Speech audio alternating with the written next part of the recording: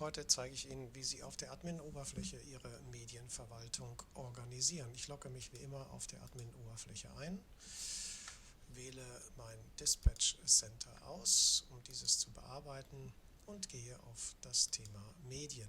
Sie sehen hier im Bereich Medien, können Sie einerseits das Fotoformat festlegen in der Fotofunktion, das heißt, in welchem Dateiformat die Fotos abgelegt werden. Sollten Sie sich nicht entscheiden hier, so wird automatisch eine PNG-Datei erstellt. Im zweiten Punkt können Sie festlegen, ob Fotos automatisch, wenn sie erstellt wurden, auf Ihrem Rechner heruntergeladen sind im Download-Ordner oder ob dies manuell erfolgen sollte.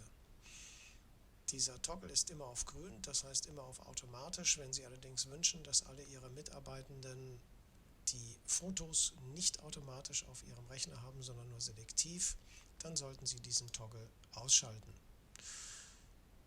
Wichtig, auch wenn dieser Toggle ausgeschaltet ist und die Fotos nicht heruntergeladen wurden, werden diese Fotos dennoch im Session Report dokumentiert und auftauchen. Ganz wichtig.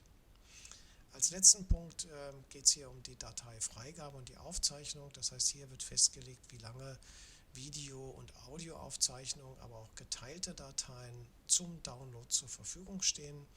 Denn diese Dateien werden ja nicht als direkte Datei in Ihrem Download-Ordner oder auf Ihrem Rechner zur Verfügung stehen, denn zum Teil sind diese Dateien doch sehr groß, über 200, 500 Megabyte.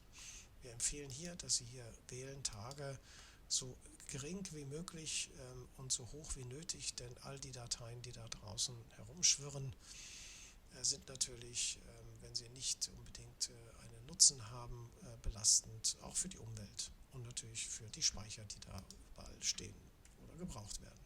So, ich werde jetzt mal einen Tag und das auch speichern, und das ist eben die Admin-UI für das Thema Medien, und ich danke Ihnen für Ihre Aufmerksamkeit.